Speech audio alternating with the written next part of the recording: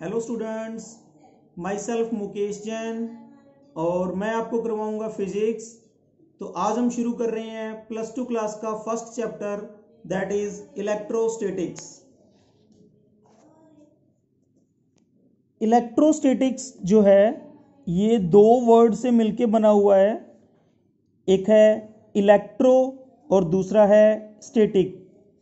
Electro का मतलब होता है चार्ज और स्टैटिक का मतलब होता है एट रेस्ट। तो यहाँ पे इलेक्ट्रोस्टैटिक का मतलब हो गया study of charges at rest. तो इसको हम डिफाइन भी कर सकते हैं। इलेक्ट्रोस्टैटिक्स की अगर हम डेफिनेशन देना चाहें तो हम बता सकते हैं is that branch of physics which deals with the study of charges at rest. तो हम कह सकते हैं कि ये फिजिक्स की वो ब्रांच है जो डील करती है study of charges at rest. तो इसके बाद हम बात करेंगे चार्ज की कि व्हाट इज चार्ज। जैसे हमने ऊपर पढ़ा है कि चार्ज की स्टडी है रेस्ट के ऊपर, उसको हम इलेक्ट्रोस्टैटिक्स कहते हैं। तो अब हम पढ़ेंगे कि व्हाट इज चार्ज। चार्ज क्या चीज है? सिंपली हम चार्ज को कह सकते हैं charge is the flow of electrons. Simply अगर इलेक्ट्रॉन फ्लो करते हैं तो उसको हम कह सकते हैं कि चार्ज प्रोड्यूस हो रहा है या चार्ज फ्लो कर रहा है, या सिंपली हम कह सकते हैं कि इलेक्ट्रॉन का फ्लो है तो चार्ज है। तो पर हम इसको साइंटिफिकली या हम साइंस की टर्म में कैसे कहेंगे? साइंस की टर्म में हम बोलेंगे charge is the property of a body.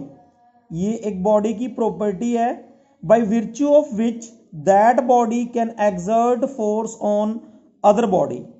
हम कह सकते हैं कि ये बॉडी की वो प्रॉपर्टी है जिसके कारण एक बॉडी जो है किसी दूसरी बॉडी के ऊपर फोर्स एक्सर्ट करती है। फोर्स एक्सर्ट का मतलब किसी दूसरी बॉडी के ऊपर फोर्स लगाती है। अगर हम चार्ज के टाइप की बात करें तो चार्ज जो है दो तरह के होते हैं, एक पॉजिटिव चार्ज और दूसरा होता है नेगेटिव चार्ज। अब बात यह है कि पॉजिटिव चार्ज कब आता है बॉडी के ऊपर और नेगेटिव चार्ज कब आता है। तो जैसे मैंने आपको ऊपर बताया है कि इलेक्ट्रॉन के फ्लो के कारण ही चार्ज प्रोड्यूस होता है। तो इलेक्ट्रॉन का फ्लो कैसे? बॉडी इलेक्ट्रॉन ले भी सकती है और बॉडी इलेक्ट्रॉन दे भी सकती है।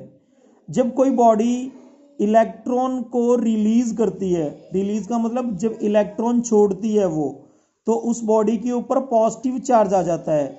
जैसे मैंने यहाँ पे दिखा रखा है कि एक बॉडी डी है, वो इलेक्ट्रॉन को रिमूव कर रही है, इलेक्ट्रॉन को रिलीज कर रही है, तो उसके ऊपर कौन सा चार्ज आ गया? Positive charge. इसी तरह अगर कोई बॉडी इलेक्ट्रॉन ले लेती है, अगर किसी बॉडी के ऊपर इलेक्ट्रॉन आ जाता है तो उस बॉडी के ऊपर कौन सा चार्ज आएगा? Negative charge. तो यहाँ पे जब इलेक्ट्रॉन आता है तो नेगेटिव चार्ज, और जब इलेक्ट्रॉन रिलीज होता है तो कौन सा चार्ज आता है? Positive charge. अब डिपेंड करता है कि दो बॉडी जो हैं उनके अंदर फोर्स किस तरह का होगा।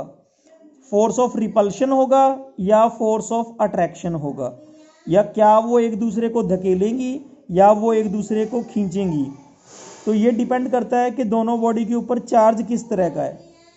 अगर दोनों बॉडी पे चार्ज सेम होता है, जैसे यहाँ बॉडी ए के ऊपर पॉजिटिव चार्ज है, बॉडी बी के ऊपर भी पॉजिटिव चार्ज है, तो अगर दोनों बॉडी पे चार्ज सेम है तो दोनों बॉडी के अंदर रिपल्शन होती है। अगर दोनों बॉडी के ऊपर चार्ज ऑपोजिट है, जैसे कि यहाँ पे ए पे पॉजिटिव चार्ज है बट सी पे नेगेटिव चार्ज है, अगर दोनों बॉडी पे ऑपोजिट चार्ज होता है, एक पे पॉजिटिव चार्ज दूसरे पे नेगेटिव चार्ज, तो उन दोनों के अंदर अट्रैक्शन होती है। तो आज हमने पढ़ा इलेक्ट्रोस्टैटिक्स क्या है, चार्ज क्या होता है और चार्ज कितनी तरह का होता है, फोर्स ऑफ अट्रैक्शन कब होता है, फोर्स ऑफ रिपल्शन कब होता है। आई होप कि आप लोगों ने अच्छी तरह समझ लिया होगा। अगर इससे रिलेटेड कोई भी क्वेरी है, आपका कोई भी क्वेश्चन है, तो आप मेरे को व्हाट्सएप पे या जो हमारे स्कूल की ऐप है उस पर क्वेरी कर सकते हैं। Thank you.